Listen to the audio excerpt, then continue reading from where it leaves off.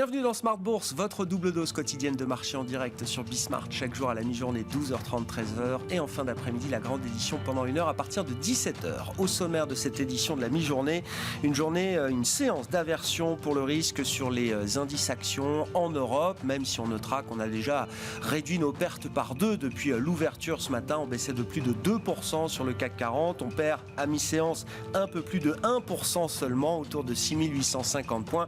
Vous aurez les infos clés du jour dans un instant avec Alix Nguyen, noté parmi les faits marquants de l'actualité, la cession de l'activité retail de BNP Paribas aux États-Unis à travers sa filiale Bank of the West. BNP Paribas était engagé comme actionnaire principal de Bank of the West depuis la fin des années 70 et va donc céder cette entité à une banque canadienne, la Banque de Montréal, pour un peu plus de 16 milliards de dollars. Une grosse opération qui représente plus de 20% de la capitalisation boursière de BNP Paribas, 16 milliards de dollars. Et le titre BNP Paribas qui arrive à s'inscrire parmi les rares hausses du jour dans cette séance risk-off. Le plan de trading évidemment à suivre comme chaque lundi avec les enjeux techniques de fin d'année et déjà peut-être l'esquisse de ce qui pourrait être un scénario ou des scénarios de marché pour 2022. Romain Dobry sera avec nous évidemment comme chaque lundi. Et puis nous reviendrons également sur la meilleure manière d'être généreux pour ses proches en cette fin d'année. Cadeaux, présents d'usage ou donations, comment choisir? Vous pourrez voir ou revoir à ce sujet Audrey Ferry, responsable de l'ingénierie patrimoniale de Bordier et compagnie, qui était avec nous vendredi en plateau.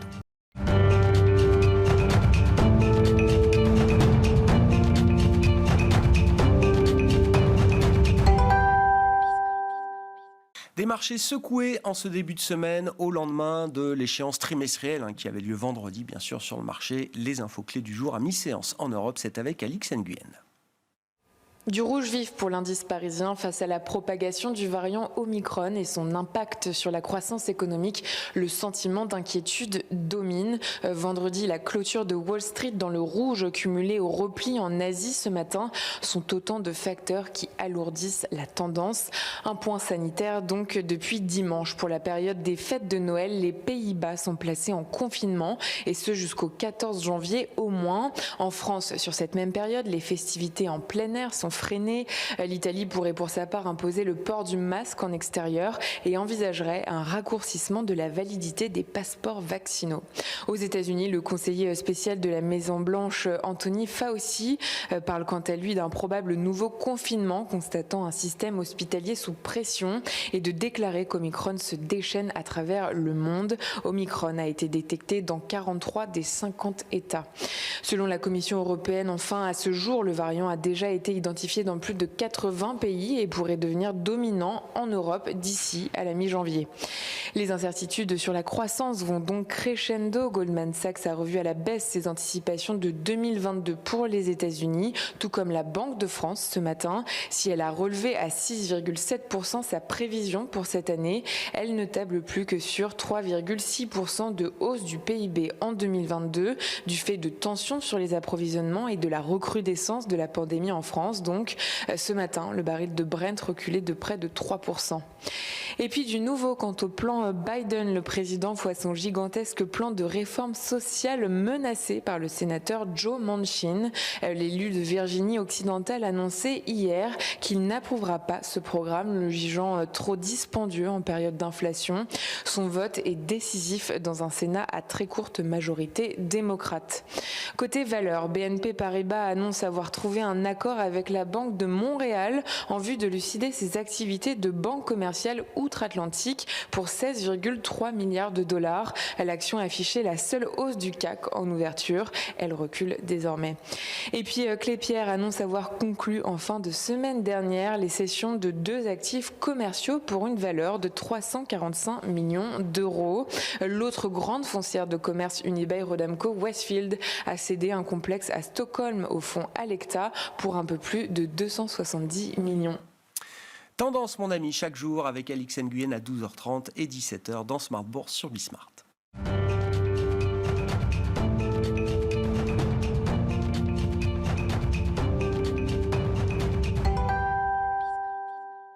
Le plan de trading, comme chaque lundi à la mi-journée dans Smart Bourse, pour mesurer, évaluer les enjeux techniques de marché avec Romain Dobré en plateau, membre de la cellule info d'experts de Bourse Direct. Bonjour et bienvenue Romain. Bonjour.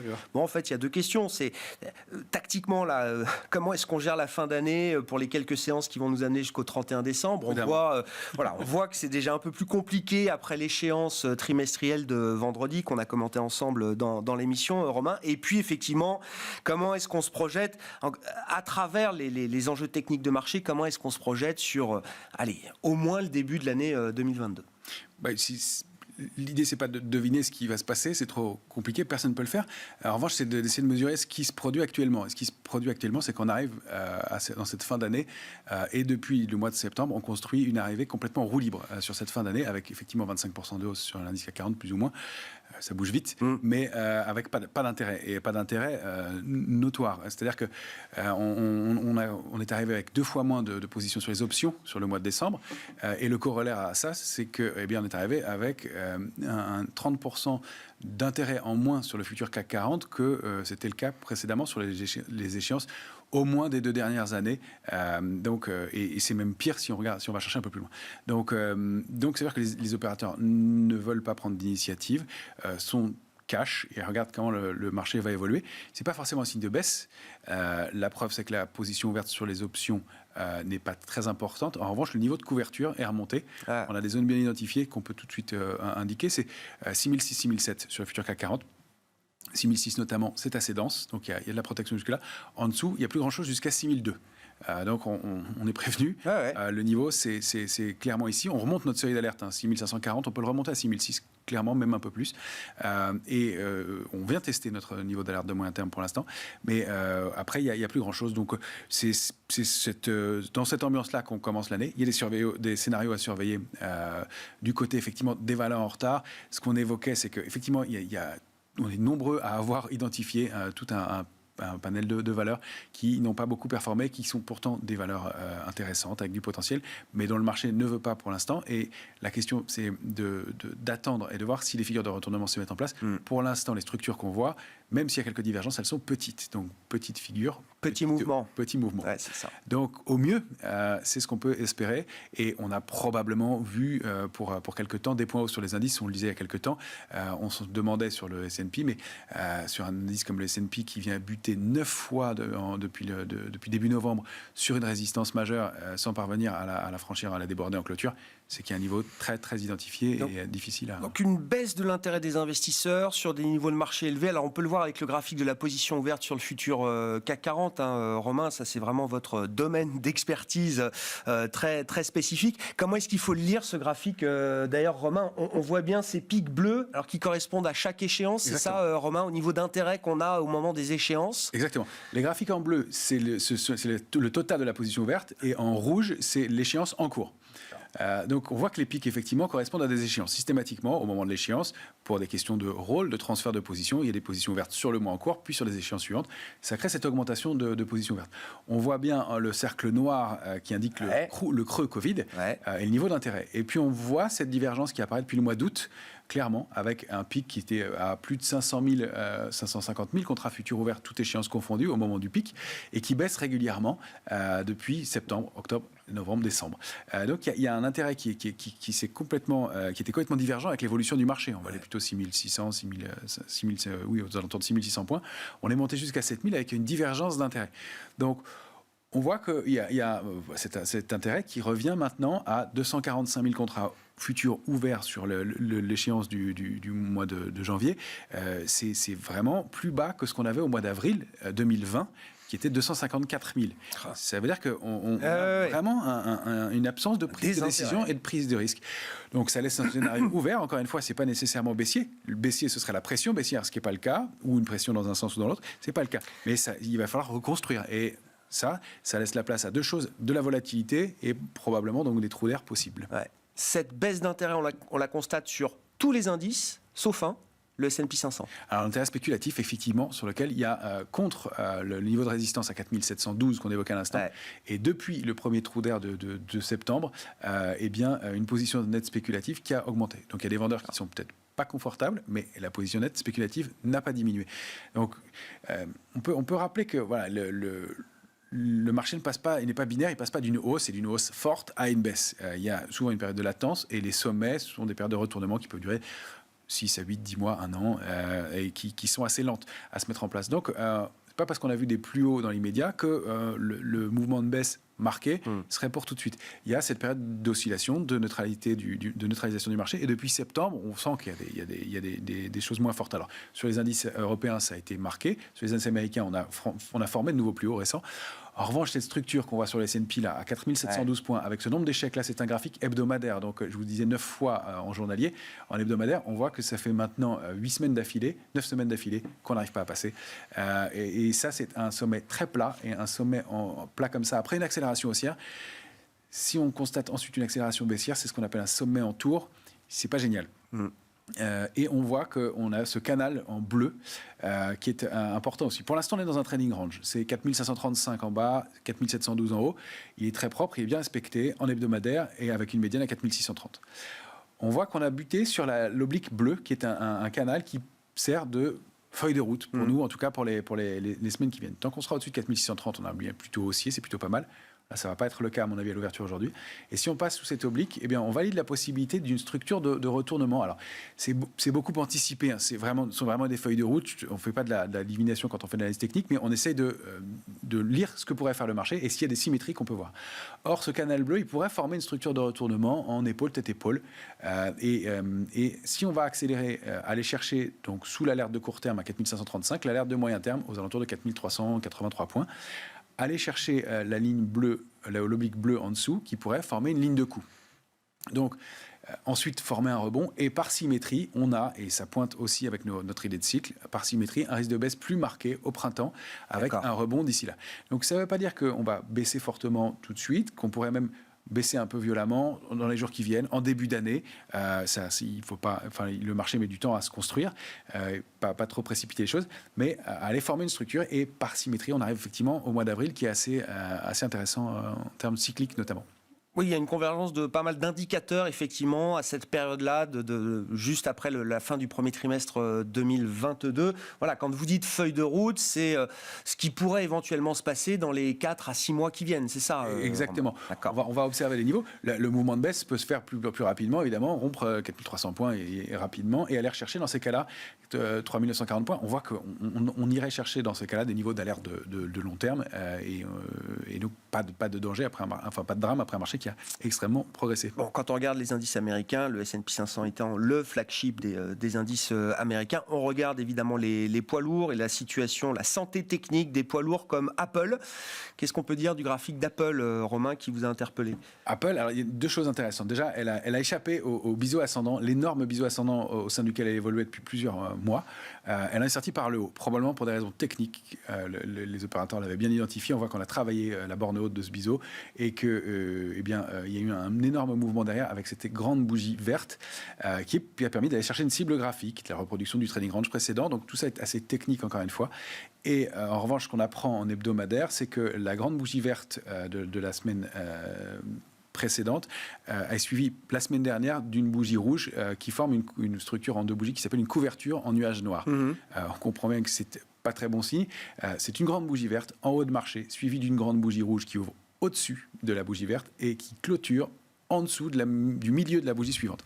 Configuration donc très précise, qui en haut de marché n'est pas très bon signe globalement. Alors encore une fois, c'est pas un signal de retournement baissier immédiat, mais ça signifie qu'on a peu de chances de retourner sur les 179,30 tout de suite sur Apple et en tout cas au moins de déborder les plus hauts. Et donc échapper à une première figure baissière et former cette structure-là, et qui est particulièrement intéressante parce que la bougie verte est très grande et c'est un des critères, la bougie rouge l'étant aussi.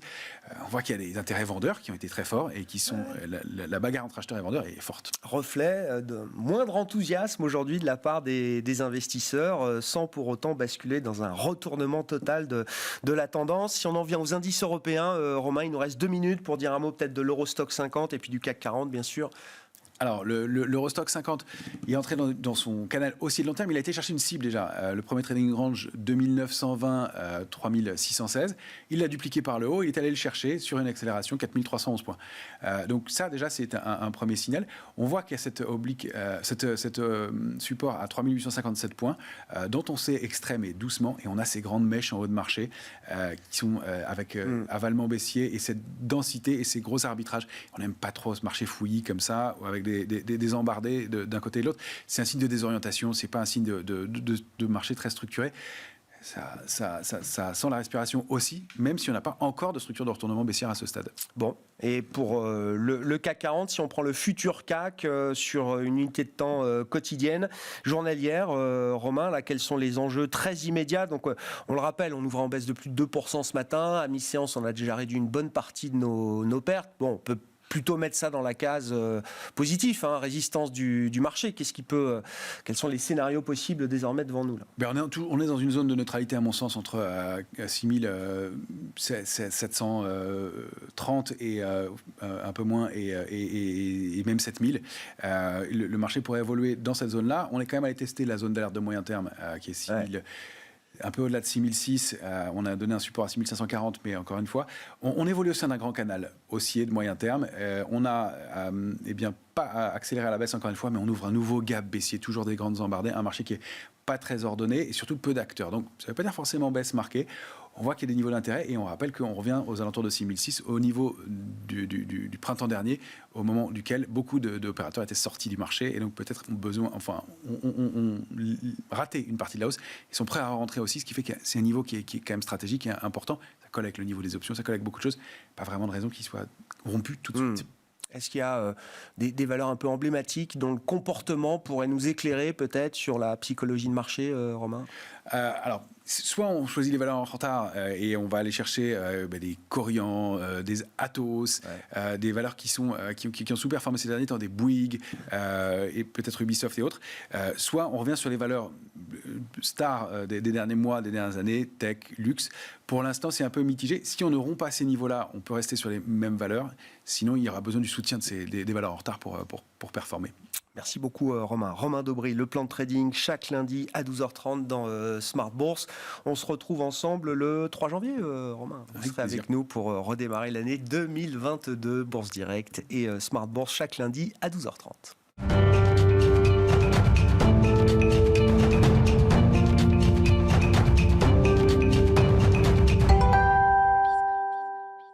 Et puis, la question de fin d'année, comment gâter ses proches, comment être généreux avec ses proches en respectant la loi, bien sûr, et les règles de l'administration fiscale. Entre le cadeau, ce qu'on appelle le présent d'usage sur le plan de la fiscalité, et la donation manuelle, que choisir? Écoutez à ce sujet Audrey Ferry, qui est avec nous vendredi en plateau, responsable de l'ingénierie patrimoniale de Bordier et compagnie à Paris. C'est vrai que Noël, c'est un moment vraiment privilégié pour faire des cadeaux à ses proches. Il faut faire attention à ne pas être trop généreux non plus, parce qu'on peut vite basculer du simple cadeau vers une donation. Et on va voir qu'il y a des conséquences civiles et fiscales qui ne sont pas les mêmes dans chacun des deux cas. Alors, un présent d'usage, c'est un cadeau qu'on fait à une occasion, conformément à un usage familial, social, et il ne doit pas excéder une certaine valeur. Donc, ce présent d'usage, comme ce n'est pas une donation, il n'est pas soumis à fiscalité et on dit qu'il n'est pas rapportable à la succession de celui qui l'offre. Donc, voilà, la situation est assez simple. Ouais. Par contre, pour un don manuel, c'est une donation que l'on va remettre. On va remettre simplement l'objet donné de la main à la main. Donc, ça peut être un bijou, ça peut être une somme d'argent, un tableau. Ça peut être aussi par voie dématérialisée, par exemple un virement de titre. Et pour le coup, comme c'est une libéralité, là on a des conséquences sur le plan fiscal. On va devoir payer des droits de donation, voire des droits de succession quand c'est révélé qu'au moment du décès.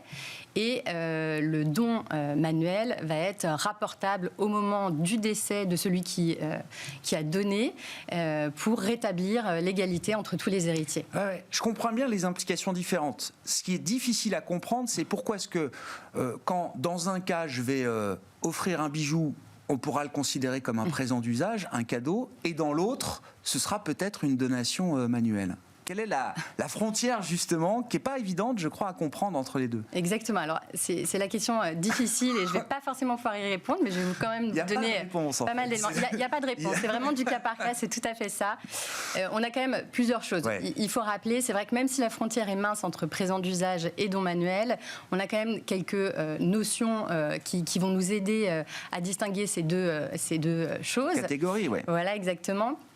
Donc la première, c'est déjà, il faut rappeler que tout d'abord, un présent d'usage, c'est fait de manière... c'est à l'occasion de quelque chose. Donc là, typiquement, Noël, on peut faire un cadeau. Le mieux, c'est que si je fais un cadeau à Noël, c'est pour montrer que c'est bien un présent d'usage, je peux faire une petite carte pour dater ce cadeau. Et si je donne une somme d'argent, si j'offre une somme d'argent, idéalement, on fait un virement bancaire avec un libellé très clair, cadeau de Noël 2021, le jour J, ce serait l'idéal. Et ça, c'est donc dans la case présent d'usage. Présent d'usage. Si on respecte ces modalités. Tout à fait. Et le présent d'usage, il doit donc rester occasionnel, c'est pas quelque chose de répétitif. Par exemple, il y a eu il a été jugé que pour une personne d'avoir remis 16 chèques au cours des 16 mois précédant son décès était trop répétitif. Oui. On n'est plus dans le présent d'usage du tout, on est dans le don manuel. Oui, c'est ça. Il n'y a pas eu 16 occasions spécifiques. D'accord. Donc c'était quelque chose d'industrialisé, on va dire, de ce point de vue-là. Quasiment. Est-ce qu'il y a quand même l'idée d'une limite de somme, de montant, en termes de montant, qui permettent de définir une frontière entre le présent d'usage et la donation? Alors, on dit que le présent d'usage doit rester une valeur modique. Donc, c'est assez difficile de se positionner, puisque c'est un critère qui est relatif. Il est fonction de la fortune de celui qui va faire le cadeau, de ses revenus, de son patrimoine. Et ni la loi ni l'administration fiscale ne nous donnent de pourcentage à respecter pour rester dans la catégorie présent d'usage. Donc, c'est vrai que c'est difficile. Après, ce qui peut distinguer quand même, c'est la notion d'appauvrissement. C'est une condition essentielle des donations. Donc, si je ne m'appauvris pas, a priori, c'est bien un présent d'usage. Je comprends. Et enfin, l'administration fiscale, elle va vraiment avoir cette appréciation au cas par cas. Elle va regarder les circonstances. Donc, est-ce que la personne était habituée de faire des donations ou pas? Est-ce qu'elle en faisait régulièrement à chaque anniversaire ou à chaque Noël? Voilà, c'est vraiment tous ces indices qui vont jouer en faveur d'un côté ou de l'autre. Oui, je comprends. Mais par exemple, si j'ai les moyens de le faire, que j'offre une voiture à mon enfant pour son permis de conduire, on peut très bien considérer que c'est un présent d'usage, d'une certaine manière. Oui, tout à fait. Ça peut être compliqué ou... Non, c'est pas compliqué. Alors, il y a eu un cas, je vais pouvoir vous en parler. Il y a eu un cas où un mari, qui devait être très amoureux, sûrement, a offert à son épouse pour ses 30 ans 20 000 euros pour qu'elle s'achète une voiture. Et ça a été considéré comme un présent d'usage parce qu'une valeur modique. D'accord. Voilà. Si on est dans le cas de la donation, alors là, c'est donc quelque chose de différent. Quelles sont les implications en termes de déclaration, en termes de fiscalité, en termes d'équité également? Oui, tout à fait. Alors, quand je suis dans une donation, un don manuel, il y a plusieurs précautions à prendre. La première, sur un plan plutôt civil, si j'ai plusieurs enfants, l'idéal, ce serait d'incorporer les dons manuels que j'ai faits au cours de ma vie dans une donation partage. Ça va permettre de figer la part reçue par chacun et de ne pas revenir dessus au moment d'un décès. Donc ça évite des conflits qui peuvent exploser au moment des successions. Et l'autre sujet, quand je suis dans un don manuel, il y a des précautions d'un point de vue fiscal et le conseil qu'on peut donner, c'est de le déclarer le plus rapidement possible pour plusieurs raisons. La première raison, c'est qu'on va pouvoir fixer la base imposable des droits de donation selon la valeur du bien donné au jour de la déclaration. Et en cas de valorisation de ce bien dans l'avenir, ça évite d'avoir un surcoût de fiscalité. Alors en revanche, cette règle pour les dons de sommes d'argent, elle ne s'applique pas parce que peu importe si j'ai investi et que le bien a pris de la valeur, je serai toujours taxée sur l'assiette imposable, restera le montant nominal donné. Voilà. La deuxième raison, c'est que si je déclare mon don manuel tout de suite, je fais partir le délai de rappel fiscal de 15 ans des donations qui permet en fait de renouveler tous les 15 ans les abattements auxquels j'ai droit. Donc plus tôt je le fais partir, plus tôt je vais pouvoir en bénéficier à nouveau. Et puis la troisième raison, c'est surtout lorsqu'on transmet, lorsqu'on donne par exemple des actions. qui sont des biens qui peuvent générer une plus-value en cas de revente. Et à ce moment-là, il vaut mieux les déclarer parce que ça va permettre de justifier le prix d'acquisition. Vous avez évoqué l'idée d'un abattement fiscal, enfin, quelles sont les règles fiscales justement, les règles d'abattement fiscal qui peuvent s'appliquer à la donation manuelle ? Alors, on a plusieurs abattements fiscaux dont on peut bénéficier. Alors, on va citer en premier le don familial de somme d'argent, qui est d'un montant de 31 865 €. Il est au profit de certains donataires, donc par exemple des enfants, petits-enfants, à défaut des neveux ou nièces. Il faut être majeur et il faut que le donateur, donc celui qui donne, ait moins de 80 ans. Donc voilà le premier abattement. Ensuite, on peut cumuler avec les abattements qui s'appliquent selon le lien familial entre le donataire et le donateur. Donc par exemple, 100 000 € entre un parent et un enfant, 31 865 € au profit d'un petit enfant, 7 967 € pour un neveu, 80 724 € au profit d'un conjoint. Pourquoi pas, c'est possible aussi. Voilà. Est-ce que, toujours dans le cadre d'un don manuel, est-ce que le receveur, celui qui reçoit le don, est-ce qu'il y a des précautions particulières à prendre ? Qu'est-ce qu'on peut dire de ce point de vue-là, Audrey ? Alors oui, idéalement, il faut donc déclarer ce don manuel. L'administration fiscale a mis récemment un outil à la disposition des donataires pour faciliter justement cette déclaration, parce que l'enjeu pour l'administration fiscale, c'est d'avoir connaissance du don manuel. Sinon, elle ne peut pas le taxer. D'accord. Donc il y a un outil en ligne depuis le 30 juin 2021 qui permet de faire cette démarche sur son espace particulier sur impôt.gouv.fr. Et donc le donataire va pouvoir saisir très facilement et très rapidement donc le don manuel reçu. c'est au donataire effectivement de signaler effectivement le Tout à fait. don. C'est celui qui reçoit qui doit le déclarer. D'accord. Exactement. Et donc c'est possible depuis le 30 juin 2021. Depuis mi-octobre, on peut même payer directement les droits de donation si le montant excède les abattements qu'on a cités. La dernière étape de cette digitalisation sera au printemps 2022 avec la possibilité de déclarer un don soumis à rappel fiscal des donations si j'ai fait des donations au cours des 15 dernières années. Donc, et ça marche cet outil ? Les gens viennent déclarer les dons qu'ils ont reçus Alors pour l'instant, j'ai pas le recul nécessaire pour vous répondre. Oui. Ce que je peux vous dire, c'est qu'en tout cas, en 2020, il y a eu 281 000 déclarations de dons manuels. Donc ce serait intéressant de voir... Avant l'outil, c'est ça. Avant l'outil. Voilà. Version papier, le formulaire numéro 2735 qu'il fallait aller déposer au centre des impôts. Il y a eu 280 000 dons manuels enregistrés. Donc ce serait intéressant de comparer avec 2021 et 2022 pour voir l'impact de cette digitalisation de la déclaration du don manuel. Bon. Au final, et comme on le disait, il n'y a pas de bonne réponse, il n'y a pas de bonne manière de faire. Je ne sais pas s'il y avait encore une recommandation ou un conseil pour terminer sur le cadeau versus don manuel, Audrey. Oui, je pense que le meilleur conseil qu'on peut donner, c'est soyez généreux, mais pas trop. Et pour une occasion. Voilà. Et il faut l'être avec tous ses proches parce que ça peut aussi créer de la jalousie dans une fratrie, voire même dans une famille recomposée, un nouveau conjoint vis-à-vis des autres, des enfants de la première union. Voilà. Donc soyez généreux avec tout le monde et pas trop. Audrey Ferry qui était avec nous vendredi sur le plateau de Smart Bourse, responsable de l'ingénierie patrimoniale de Bordier et compagnie à Paris. Ainsi se termine cette édition de la mi-journée. On se retrouve à 17h en direct sur Bismart.